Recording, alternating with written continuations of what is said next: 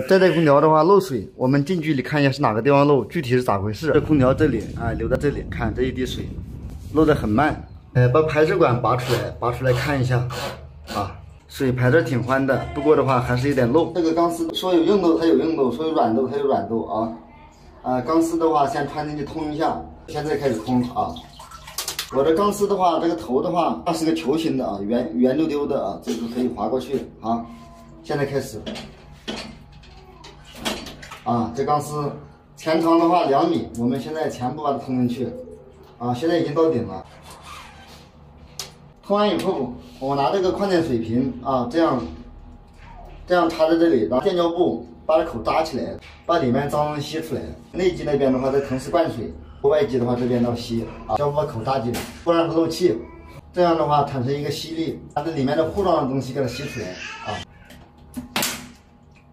扎好了，我们现在吸一下看看。我把这标签呢给抽掉，啊，先把瓶子捏扁，啊，捏扁以后，看老铁们看一下，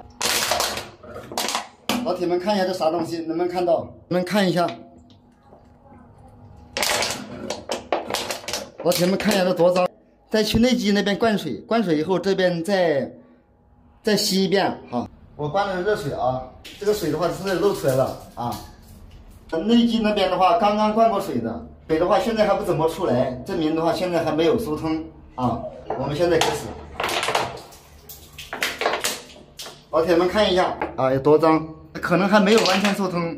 我再去内机那边倒热水，把水已经灌了。我现在有的人说，空调漏水了，用嘴巴吹一下就 OK 了。其实我跟你说个实在话，只能管当时。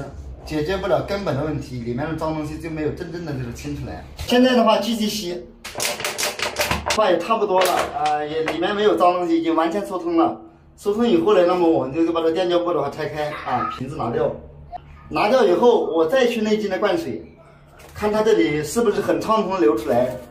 如果内机灌水这里很畅通的流出来的话，证明就 OK 了。如果说灌了水的话过不来，全部存在积水槽那边，证明的话不 OK， 还没搞好。好，大家看一下有多脏啊！内机那边的倒水的话，这个水的话很畅通的。之前的话是可以了，不用倒了，不用倒了，好了。大家看一下这个水流的多宽呢，现在流的也是清水。之前的话，这空调的话，这个地方它有水啊，它是从这里的话就是机子底部渗出来的啊。现在的话也观察了10几分钟了，也没有干巴巴的啊。证明的话就已经修复 OK 了。那么呢，我们再把滤网装起来啊。左边的已经按好，按右边的啊。右边的按好，按好以后我们来进来放下去。挡风条的话装过去装挡风条装挡风条。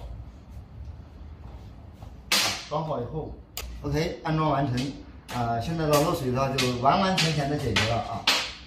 制冷效果也是杠杠的啊，非常杠，很好。主家的话也非常满意。大家喜欢的话，关注加点赞，评论区留言，谢谢大家。